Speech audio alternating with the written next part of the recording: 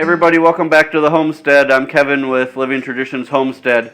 I wanted to do a quick video to show you the comparison between a Cornish cross rooster and a dual-purpose heritage breed rooster. You know, one question that we get a lot on our homestead, especially from other people who are in homesteading or raise chickens and things, is, well, why do you raise the Cornish cross chickens? Why don't you just raise dual-purpose chickens and then you have the same chicken for meat and eggs? Well, the bottom line is, for us, is that we just don't feel like the dual-purpose breeds provide enough bang for your buck.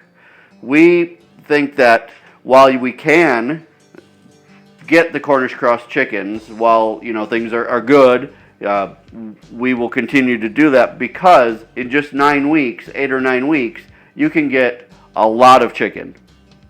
Now, we have here on the table a Cornish cross rooster here, and this was 9 weeks old when we processed them. This was a 9-month-old golden laced Wyandotte chicken, which is considered a dual-purpose breed chicken. And you can see that there's, on the Cornish cross, just a lot more breast meat. There's a lot more thigh meat and a lot more leg meat. What I'm actually going to do is sit down and cut these into pieces so that you can actually see piece by piece what the difference is between the two birds. But I can tell you there's really no breast meat on the golden lace Wyandotte, and the legs are very long and not much meat either.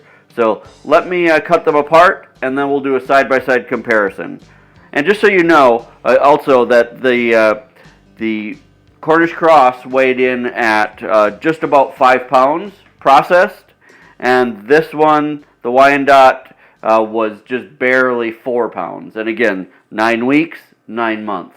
So let me cut them up, and we'll do another comparison once they're all cut up.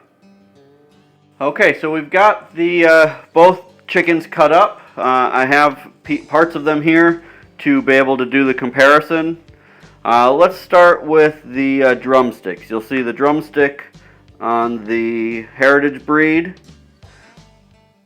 and then the drumstick from the Cornish cross. Now, I'm not sure if it's real clear on the video. Obviously, the drumstick from the heritage breed is much longer, but there is not a lot of meat on it. It is mostly bone. You can feel there's just a thin layer of meat around the bone, where this, again, is mostly meat and a little bone.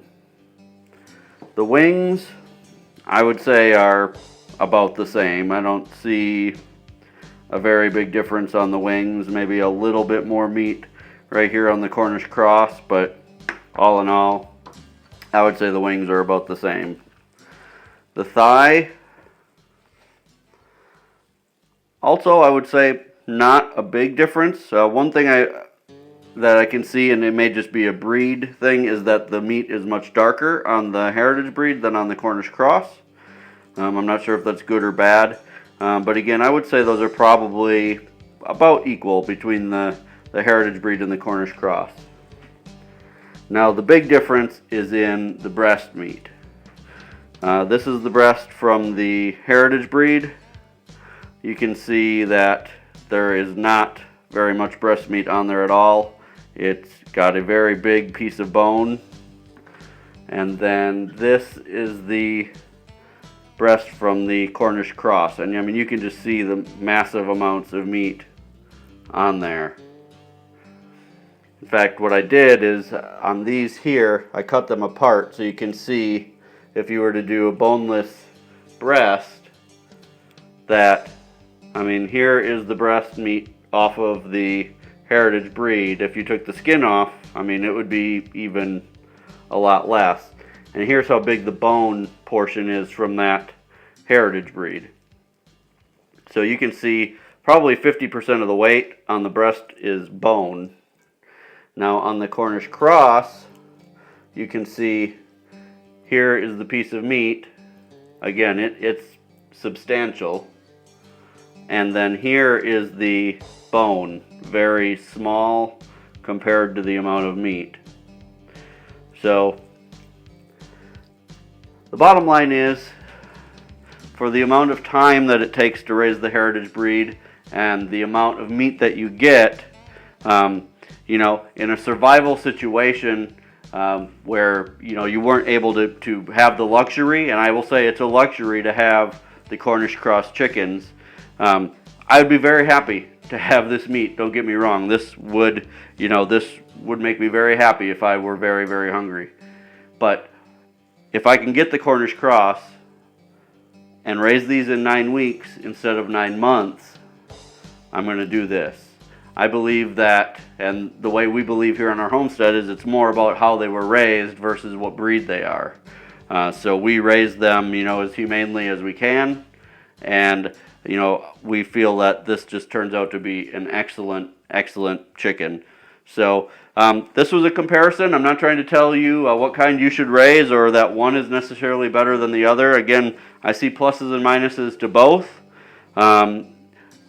This was just so that everybody can see, because we do get a lot of questions about, well, what are the differences? Well, now you can see it for yourself and make an informed decision.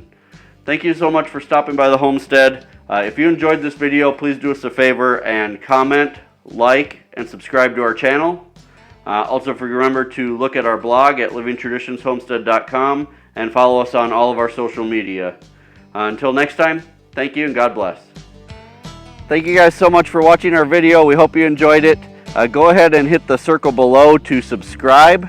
And don't forget to watch the other great videos that we have on our channel.